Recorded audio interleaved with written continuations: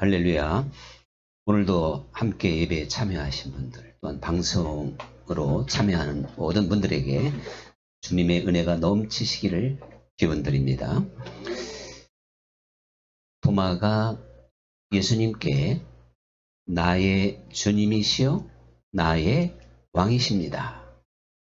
나의 아버지이십니다. 이렇게 고백을 하게 됐습니다. 이 도마의 외침은 굉장히 아주 감격스럽고 또한 감동이 있는 그러한 고백이었던 게 분명하죠. 이 도마가 예수님의 손에 못자국을 보고 그 옆구리에 창자국에 손을 넣어본 다음에 야, 주님이 진짜 부활하셨구나. 주님, 부활하신 주님이 도마에게 나타나지 않으셨을 때 다른 제자들은 다 예수님을 봤는데 도마만 못 봤었잖아요. 그러니까 나는 내 눈으로 확인해 보기 전에는 못 믿는다. 이제 이렇게 나오게 되니까 예수님께서 도마에게 다시 한번 이렇게 나타나셔서 직접 확인할 수 있는 기회를 줬습니다. 다른 제자들과는 좀 유별난 그런 과정을 통해서 나의 주님이시요 나의 아버지시니이다. 이렇게 고백을 하죠. 아마 도마쯤 됐을 때는 참 랍비 중에 한 분, 랍비요 이렇게 부르지는 않았을지 모르지만 그 정도의 생각에 머물 때가 많이 있었을 겁니다. 그런데 자기들과 함께 3년 동안 공생애를 사셨던 예수님, 비록 부활을 했지만 함께 자고 먹고 참 인간적인 모습을 많이 보았던 그 예수님을 향해서 나의 아버지? 이거 상당히 사실은요 아주 그 믿음의 고백인 걸 볼 수 있습니다. 그리고 상당히 어떻게 보면 참 신학적인 거죠. 이게 예수님이 바로 하나님과 아들이면서도 동등된 분위기이니까 나의 아버지 이렇게 표현을 했다고 해서 전혀 어색하지 않다 하는 건데, 우리야 지금 당연한 거지만 당시 도마가 그렇게 고백을 했다고 하는 건 상당한 참 깊이 있는, 성령께서 가르쳐주지 않으면 고백할 수 없는 내용이다 하는 걸 알 수 있는데요. 그런가 하면 베드로는 예수님께 주는 그리스도시요 살아계신 하나님의 아들이십니다. 이렇게 고백을 했잖아요. 우리가 이 두 사람의 고백을 한번 비교를 해보면 어떤 느낌이 듭니까? 베드로의 고백은 좀 어떤 교리적인 좀 냄새가 나요.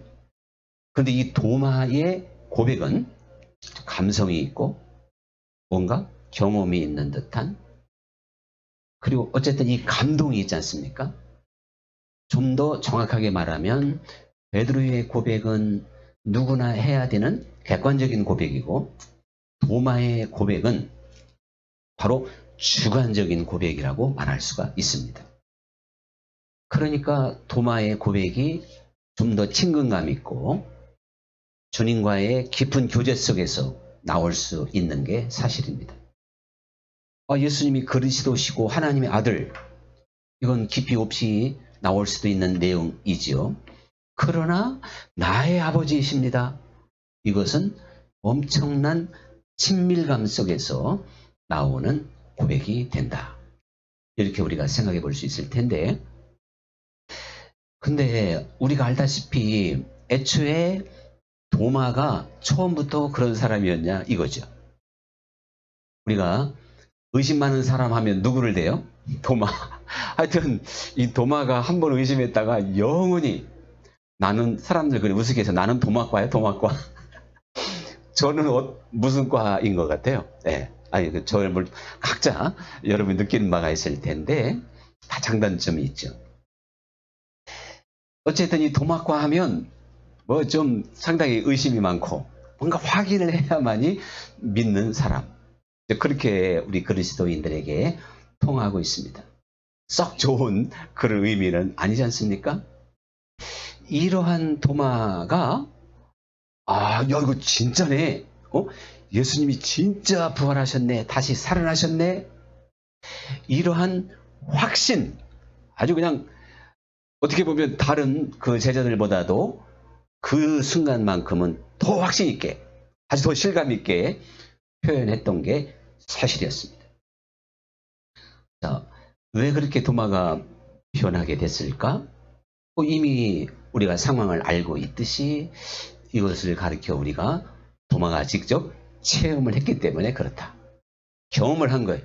자기 눈으로, 손으로 경험을 했고 체험을 했기 때문에 이 도마가 믿음의 사람이 되기도 하고 확신에 찬 사람이 되었다.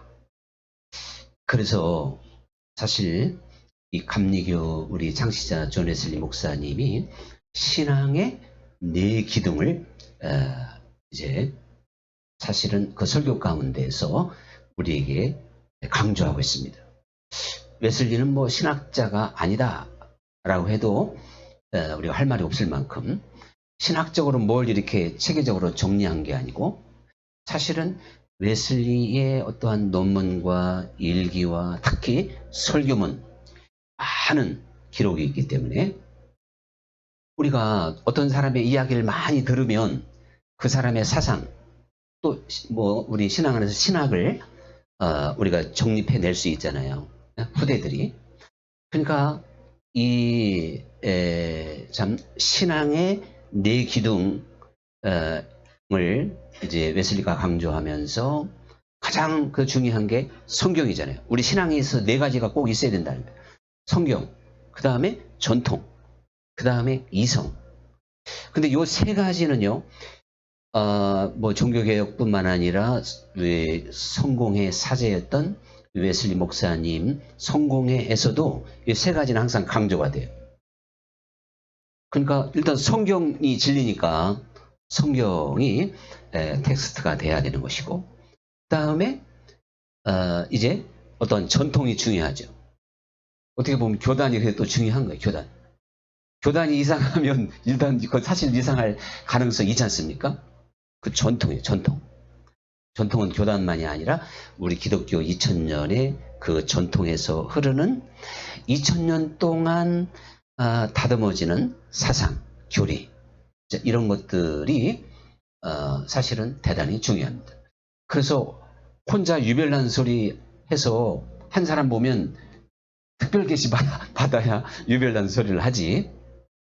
그렇게 유별나게 이제 할 수 있는 이제 그 시간은 아니라고 봅니다. 2000년이 흘렀기 때문에. 그 안에 얼마나 많은 논쟁과 그래서 이단에 몰리기도 하고 화형을 당하기도 하고 뭐 추방을 당하기도 하고 굉장한 그러한 참 그 논쟁의 역사 속에서 기독교 전통이 이어져 가고 있기 때문에 이 전통과 크게 벗어나면 사실 안 됩니다. 그리고 또 이성적이어야 돼. 기독교는 이상하면 안 된다는 얘기죠. 좀 상식에 맞고 우리 이성으로 분명히 분별해 볼 수 있어요. 그래서 이 이성에 대해서 우리가 하나님이 주신 어떠한 은혜를 생각해 보면 참 다른 짐승에게 세상 어떠한 피조물에게도 없는 그 놀라운 하나님의 선물인 걸 볼 수 있습니다. 그래서 우리는 이 이성으로 하나님의 많은 은혜를 우리가 믿음으로 구하기도 하고 또한 하나님께 회개할 수도 있고 어떤 이성적인 도움이 신앙의 절대적입니다. 감정만 가지고 하나님께 나아갈 수 없잖아요.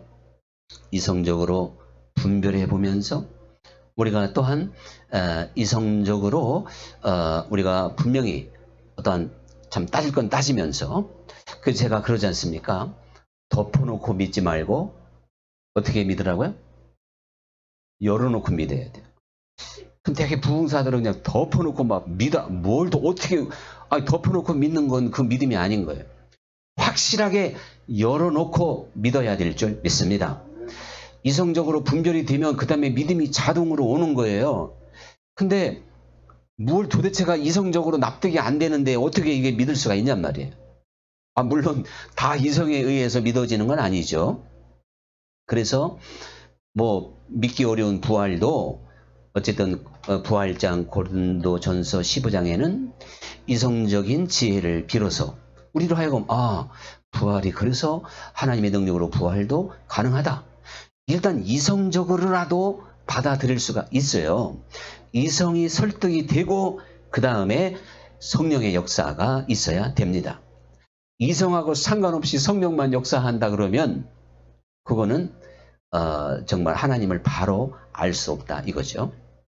그래서 이 교회의 사에 기독교는 누가 안 가르쳐줘도 사실 굉장히 고등 종교니까 성서, 전통, 이성 요 세 가지는 저절로 갖추어지게 됩니다. 그런데 존 웨슬리가 바로 경험을 얘기한 거예요. 이것은 체험입니다. 이 존 웨슬리 목사님이 경험과 체험이 없을 때는요. 확신도 없어. 그래서 두려워할 수밖에 없고 그냥 메시지에 힘도 없고 뭐 확신 없이 정하는데 무슨 전하는데 힘이 있겠냔 말이죠. 자기가 은혜 받아야 되고 자기가 확신이 있어야 내가 감동이 돼야 다른 사람이 감동될 줄 믿습니다. 그렇기 때문에 내가 은혜 받으면 옆 사람도 다 은혜 받게 되는 이유가 바로 그런 것이죠. 사실은 이 존 웨슬리 목사님이 경험이라고 하는 이 기둥을 찾는데 굉장한 그 고뇌와 번민, 한마디로 참 이 헤매였던 걸 보게 돼요. 그래서 모라비안 교도들과의 많은 대화, 또한 어머니와의 어떠한 뭐 일기로서의 대화, 일기문에 나와 있듯이 수많은 그 선배들과 자기 신앙에 뭐가 문제인가? 웨슬리 목사님처럼 헬라어, 히브리어 또 능통한 분이 누가 있어요. 성경은 훤히 아는데도 이 자기에게 기쁨도 줄 수 없고 평안함을 줄 수도 없고 어떤 자기 믿음이 내가 진짜 이거 죽은 믿음인지 산 믿음인지 확신도 없다 이겁니다. 그런데 경험이라고 하는 그 은혜를 받은 다음에 경험의 세계를 깨닫고 이제는 이 도마처럼 나의 아버지이십니다. 그 3년 동안 선생님으로 모셨던 분을 갑자기 나의 아버지, 이거 쉬운 거 아니라니까요. 그러니까 도마만 그렇게 하지 않습니까? 그 순간에는 다른 제자보다 더 앞서서. 존 웨슬리 목사님은 알다시피 그 1738년 다음 주가 285주년 회심 기념주일인데요. 그 월드스케이트 거리에서의 경험이란 말입니다. 체험. 그래서 그 경험과 체험은 제가 좀 더 자세하게 말씀드리겠습니다만은 구체적으로 내가 주관적으로 하나님을 만나는 사건입니다. 그런데 이 경험과 체험은요, 우리 자연인 내 힘으로는 할 수가 없는 거예요. 하나님이 허락해 주시는 것인 줄 믿습니다. 그래서 베드로가 주는 그리스도시요 살아계신 하나님의 아들이십니다. 이렇게 말을 할 때 바요나 시모나 네가 복이 있도다. 그러나 이것을 알게 한 것은 하늘에 있는 하나님 아버지가 알게 하셨느니라. 이러니까 이 체험과 경험은 사람의 힘으로 능으로 안 되는 거예요. 스스로 할 수 없는 거예요. 성령께서 우리에게 찾아와 주셔야 되고 만나 주셔야 될 줄 믿습니다. 하나님이 우리에게 찾아오는 게 경험입니다. 그런데 이 지금 예수님께서 이 도마를 이제 배려를 많이 하셨지만 이 도마에게 그래도 조금 한마디 하셨잖아요. 너는 나를 보고 또 내 옆구리를 만져보고 믿냐? 보지 않고 믿는 자가 더 복이 있도다. 이렇게 말씀을 하셨지 않습니까? 그러니까요. 이 지금 경험이라는 네 기둥 중에 경험이라고 하는 것을 생각할 때 이 도마의 체험, 도마의 경험은 아주 성서적이라든가 어떠한 그 어떤 기독교적인 체험에서 점수가 좀 모자란 겁니다. 그 예수님 말씀이에요. 너처럼 그렇게 믿는 건 바람직하지 않다. 이렇게 사실은 주님이 말씀을 하셨어요. 그러니까 우리가 주 예수님을 믿고 의지하고 따라가고 주님과 하나 되는 것이요.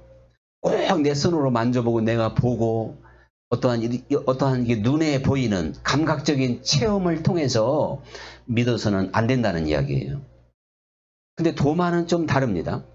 도마가요, 기본 바탕도 없이 기본기도 없는데 예수님의 손에 못자국을 보고 옆구리에 손을 넣었다 그래가지고 믿을 수 있었을까요? 그렇게 감동할 수 있을까요? 아니에요. 3년 동안에 닦아놓은 실력이 있었어요, 바탕이. 그리고 예수님이 진짜 부활하실까? 의심이 강하고 그건 그만큼 기대했다는 얘기 아닙니까? 기대. 그런 가운데 진짜 예수님이 딱 나타나시니까 아주 그 믿음이 확 온 거예요. 비록 보고 만지고 믿었지만. 근데 예수님은 하나님을 만난다고 하는 것은 그렇게 보고 만지고 이렇게 만나는 게 아니다 하는 것을 도마에게 사실은 일깨워주고 있는 겁니다. 자, 예수님의 제자들이요, 3년 동안 얼마나 많은 기적과 표적을 봤습니까? 또 만져봤습니까? 또 먹어봤습니까? 야, 예수님과 함께 별별 체험을 다 했죠. 그런데 3년이 지난 다음에 결과가 뭐예요? 결과가 제가 볼 때는 꽝이요, 꽝. 다 예수님 버리고 도망가 버렸어요. 그리고 예수님이 부활할 걸 아예 믿지도 않았어. 그러면 우리가 볼 때는 야, 나 같으면 3년 동안 예수님 따라다니면서 죽은 자가 일어나고 무리를 걸어가시고 막 오병이어의 기적도 일으키시고 모든 병자를 그냥 막 순식간에 치료하는, 그리고 변화산에서 엄청나게 화려한 모습으로 변하는 걸 봤잖아요. 이렇게 눈으로 보고 만졌다면 대단히 믿음이 좋을 것 같은데 제자들의 믿음이 아니었죠? 그 제자들만이 아니에요. 출애굽한 이스라엘 백성들 한번 생각해 보라고. 애굽에 있을 때 10가지 재앙. 10가지 재앙도 그 대단하죠? 그리고 막 바다가 갈라지고 또 하늘에는 막 구름기둥, 불기둥이 떠요, 지금 날마다. 그것만 보면 막 믿음이 막 생길 것 같죠? 근데 이게 믿음이 없네. 자꾸 이상하다. 그러니까 예수님이 너는 본고로 믿느냐? 보지 않고 믿는 자가 더 복이 있도다. 자, 그런데 봐도 잘 믿어지지 않는 거예요. 그러니까 기독교적인 체험, 경험은 보고 만지는 게 아니다. 조금 더 말하면 신비적인 체험이 진정한 경험이 아니라 이겁니다. 그러니까 지금 바로왕을 한번 보세요. 바로왕이 그 정도로 기적을 보면서 그냥 애굽 백성들이 죽어나가고 아주 그냥 고생을 했으면요, 야, 이거 진짜 여호와께로부터 온 거구나 인정하고 4번째부터는 좀 백성을 보내야 돼요. 그런데 바로가 안 믿어지고 보는 것 갖고는 잘 안 믿어지는 거예요. 이거 우연이 됐겠지. 메뚜기가 우연히 죽었겠지. 개구리가 우연히 나왔겠지. 이상하게 나왔겠지. 그거 여호와 이스라엘 백성들이 부르는 하나님이 아니겠지. 자꾸 착각하게 돼요. 바로를 통해서 우리가 확실하게 보게 됩니다. 그런데 우리가 한번 사도 바울을 보세요. 사도 바울은요, 물론 바울도 다메섹 그 도상에서 빛이 그냥 강하게 내려지면서 네가 나를 사울아 사울아 네가 나를 왜 괴롭히느냐 음성까지 들었죠. 그런데 사울이 강한 빛에 의해서 눈도 좀 멀고 그 음성까지 들어서 그 자리에서 회개하고 뭔가 예수님을 만났을까요? 그렇지는 않은 거예요. 그 후에 우리가 다 이게 정설의 정설, 3년 동안 이 바울이 성령 안에서 주님과의 깊은 교제와 교통과 만남의 시간이 있었다. 다 그렇게 이야기를 합니다. 그러니까 이 사울이 말을 타고 가다가 떨어지고 하늘에서 음성이 들렸다고 해가지고 이게 웨슬리가 말하는 경험 체험이 아니다 이겁니다. 이제 결국 사도 바울이 됐는데, 이 바울이 그 후에 성령의 조명 가운데 성령께서 일깨워 주시고 알게 하시고 그리고 회개시키고, 하여튼 사도 바울에게 놀라운 지혜를 주어서, 그리고 정말 저 하늘의 놀라운 비밀, 복음의 비밀을 그 누구보다도 잘 깨닫게 했던 줄로 믿습니다. 이것이 바로 경험이고 체험입니다. 말씀드렸듯이 존 웨슬리 목사님도 바로 그 웨슬리가 자기가 직접 기독교적인 경험을 해보니까, 이 경험 꼭 해야 된다, 이 체험을 꼭 해야 된다 해서 4대 기둥에 들어간 거예요. 그리고 우리 감리교회에서 말하고 있는 독특한 기둥입니다. 다른 데에서는 3대 기둥만 이야기해야 돼요. 근데 웨슬리가 4대 기둥을 이야기하는 거예요. 우리 신앙에는 꼭 경험, 체험이 있어야 된다. 그 경험과 체험과 함께 웨슬리는 확신을 갖게 됐어요. 도마처럼. 그리고 변화되게 된 줄로 믿습니다. 그러니까 기독교적인 경험이라는 게 뭘까요? 우리가 주님과 한마디로 말하면 인격적인 관계를 맺는 것인 줄 믿습니다. 주님이 생명이시고 주님이 인격이시잖아요. 그러니까 그분과 내가 통할 수가 있어야 돼요. 말이 통해야 되고 생각이 통해야 되고 마음이 통해야 돼요. 이게 인격적인 교제인 거예요. 주님과 친구가 되는 길인 줄 믿습니다. 내가 너희를 이제 종이라 하지 않고 친구라 하리라, 친구라 하리라. 그러니까 내가 예수님께 종과 같은 존재면 인격적인 관계가 아니에요. 주인하고 종하고 인격적인 관계입니까? 아무리 종이 잘나고 멋있게 생겼어도 그거는 주인하고 인격적인 관계가 안 돼요. 그냥 주종 관계예요, 주종 관계. 그런데 친구는요, 친구는 아무리 못났어도 친구인 줄 믿습니다. 그 친구 좋다는 게 뭐야 하면서 제가 이번 주에 읽은 중에 갑자기 제가 한번 써먹으려고 그래요. 자기 집에요, 이분이 70평 아파트를 가지고 있는 친구가 있어. 70평. 그런데 한 친구는 20평 아파트예요. 여성분들인데 어느 날 70평 아파트의 친구가 20평 아파트 자기 친구에게 전화를 했어. 근데 뭔 일이 있었는가, 좀 전화를 상당히 늦게 받았는가 봐요. 그럼 되게 뭐라 그래요? 뭐한 늦게 전화를 늦게 받아 그러죠. 근데 친구다 보니까요, 야, 20평 그 코딱지만한 집이 뭘 얼마나 크다고 그렇게 전화 받는데 그렇게 시간이 걸리냐? 친구가 그랬대요. 이거 친구 아닌 관계에서 그렇게 말하면 이 사람은 지금 70평인데 너 지금 누군 약 올리냐? 하고서 아마 저 사람 상대할 사람 아니야? 이렇게 나올 수도 있죠. 이 동네는 아닌가 본데. 네. 참 이렇게 마음이 그렇지. 여기가 어디야? 여기가 어디야? 마음이 넓어요. 자, 그런데 이 20평 여자친구가 받은 다음에 사실 자존심을 확 긁는 표현이 나왔지만, 그래 네 코딱지는 커가지고 전화 받는데 시간도 나보다 더 오래 걸리겠다 하고 이제 서로 이렇게 그냥 웃으면서 지나가고요. 어느 날 그 친구 집에 놀러 갔대. 70평 아파트.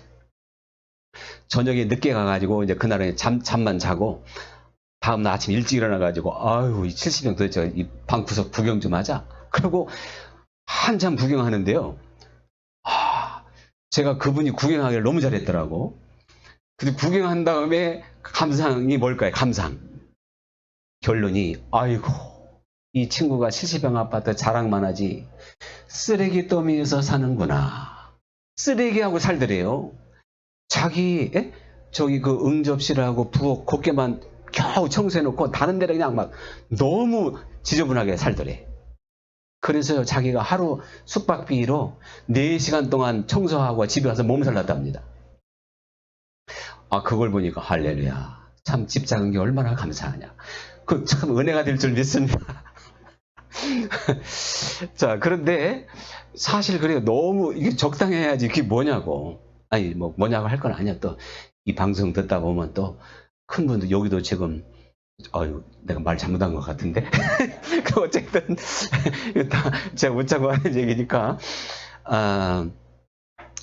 이렇게 친구지간에는 격없이 농담도 하고 좀 비하시켜도 지나갈 수 있어요. 이게 인격적인 관계요 교제인 줄 믿습니다. 우리가 이렇게 주님을 경험하고 체험해야 돼요. 그래서 그렇게 되면 야, 주님이 나를 엄청나게 사랑하는구나. 주님께서 나를 위하여 모든 것을 예비하셨구나. 주님은 정말 나의 반석이고 구원의 산성이고 구원의 뿌리고 피난처고.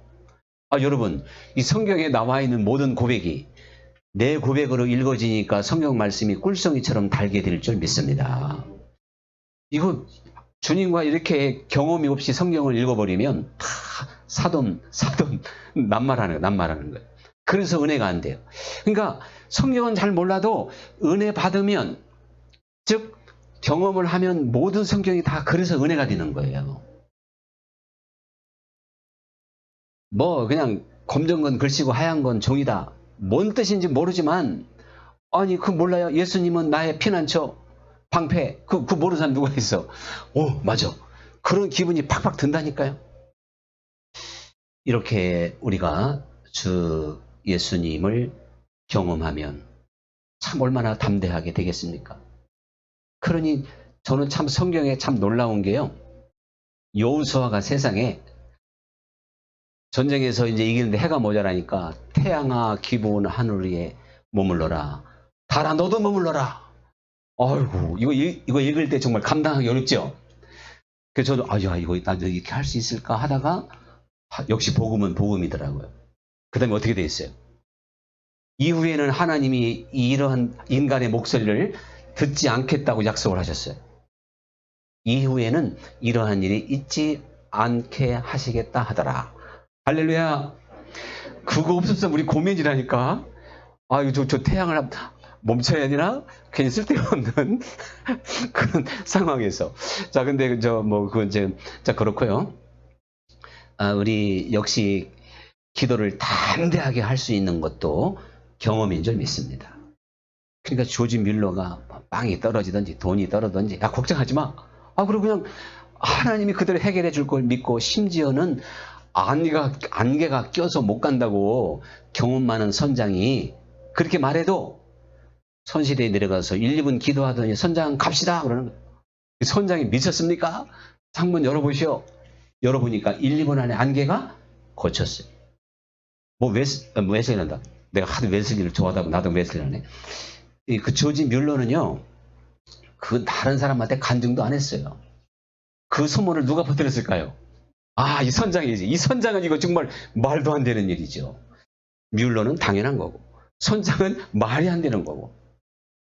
정말 5만 번, 이 정도의 그 응답을 5만 번을 받았다면 참 하나님과의 경험, 만남, 이것이 우리 인생의 가장 큰 복이 되는 줄 믿습니다. 자, 그러면요 우리가 한번 지나간 우리 신앙생활 오래 하신 분일수록 좋아요. 저도 이제 한번 이렇게 목회를 돌아보든지 모든 걸 돌아보면 참 하나님께서 때를 따라 나를 도우셨다, 피할 길을 주셨다, 예비하셨다, 누구든지 그런 고백하더라고요. 우리 양성교사님 통화할 때도 그랬고 우리 교우들 통화할 때도 다 그랬어요. 하나님이 그렇게 나를 위하여 일하셨다, 예비하셨다. 그런 고백을 우리가 다 할 수 있죠. 그때는 몰랐는데 지금은 할 수 있죠. 자, 그렇다면 이것이 지금부터 나의 경험이 되도록 우리가 한번 생각을 좀 바꿨으면 좋겠습니다. 나는 뭣도 모르고 주님의 뒤를 따랐고 신앙생활을 했는데 주님은 모든 것을 설계하시고 디자인하시고 정말 주도 면밀하게 계획하시며 내 인생의 길을 인도하셨고 우리 교회도 인도하신 줄 믿습니다.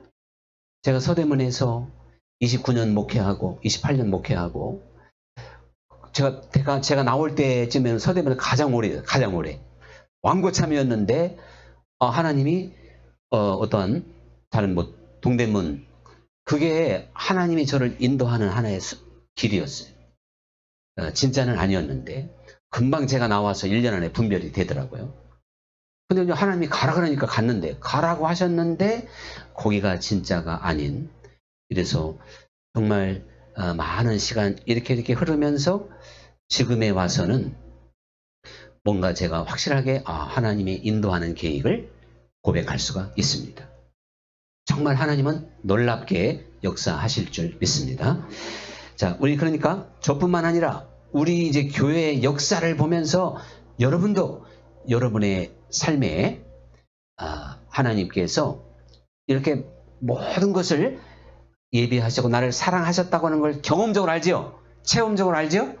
이것이 믿음으로 바로 이 시간에 연결돼서 힘을 낼 수 있기를 간절히 축원합니다.